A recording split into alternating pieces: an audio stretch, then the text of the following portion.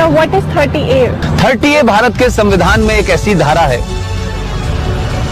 ये धारा ये कहती है कि हिंदू अपने धर्म की शिक्षा नहीं दे सकता, अपने कॉलेज में नहीं दे सकता, प्राइवेट कॉलेज में नहीं दे सकता, इसके लिए कॉलेज नहीं बना सकता, और जो सरकार के जो कॉलेजेस हैं उसमें नहीं दी जा सकती। लेकिन एक धारा है 30, वो 30 धारा मुसलमानों को इस बात की इजाजत देती है कि वो अपनी मजहब की शिक्षा के लिए कॉलेज खोल सकते हैं, वो मदरसे चला सकते हैं, क्रिश्चियन अपने मदरसे चला सकते हैं, स्कूल इंस्टीट्यूशन चला सकते हैं जहां वो अपने मजहब की शिक्षा दे सकते हैं। मेरा सवाल यह है, क्या संविधान के निर्माताओं को इस बात का बोध नहीं था कि सिम्मी जी, अगर आप अपने धर्म की शिक्षा आपको नहीं मिलेगी तो आप में संस्कार कहां से आएंगे, आप में फेथ कहां से आएगा, आप वेद क्या हैं, पुराण क्या है, कैसे जानेंगे अगर आपसे कहा जाए आपको यह नहीं पढ़ना है।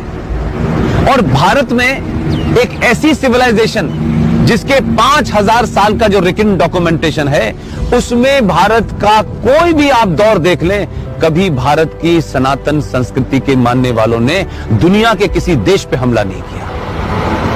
यह शब्द बलात्कार हमारी संस्कृति का हिस्सा नहीं था। ये घूंघट इसलिए नहीं था कि हमारे यहां था, हमको गलत नैरेटिव दिया क्या। ये भारत के अंदर जब मुगल शासक आए, उनका एक ही एजेंडा था कि जितने गैर मुस्लिम औरतें हैं उनका रेप करके उनकी नस्लों को सुधारना है। ये बलात्कार शब्द हमारे साहित्य का हिस्सा नहीं था, ये तलाक शब्द हमारे साहित्य का हिस्सा नहीं था। हमारी परंपरा और संस्कृति में 7 फेरे जीवन भर के लिए जाते हैं। इस्लाम में शादी is a contract between 2 people, it's a business. आपने शादी मुझसे की और शादी करने के कुछ दिन के बाद आपको लगा कि मैं रहना नहीं चाहती, तो बिजनेस कॉन्ट्रैक्ट है, आपने कॉन्ट्रैक्ट कैंसिल कर दिया। तो आर्टिकल 30A भारत के संविधान से हटना चाहिए।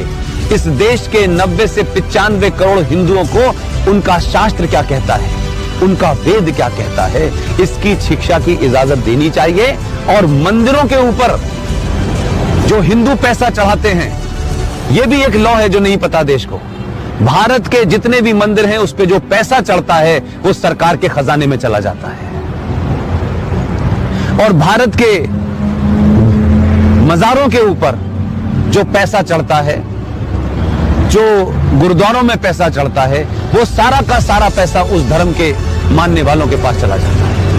सिर्फ भारत के हिंदुओं का पैसा जो आप अयप्पा पे चढ़ाती हैं, जो महाकाल पे चढ़ाती हैं, जो वैष्णो देवी पे चढ़ाती हैं, वो पैसा सरकार ले लेती है। तो अगर भारत के मंदिरों पे चढ़ने वाले पैसे से भारत के लोग, हिंदू लोग, सनातनी लोग अपने विश्वविद्यालय खोलना चाहें कि हम सनातन की संस्कृति के बारे में बताएंगे, पुराणों को पढ़ाएंगे, तो उसकी भी छूट नहीं है। ये संविधान में 2 धाराएं एंटी हिंदू हैं, इनको समाप्त होना चाहिए। और मैंने कल भी घोषणा की है कि अगले 2 साल में इसके खिलाफ भी मैं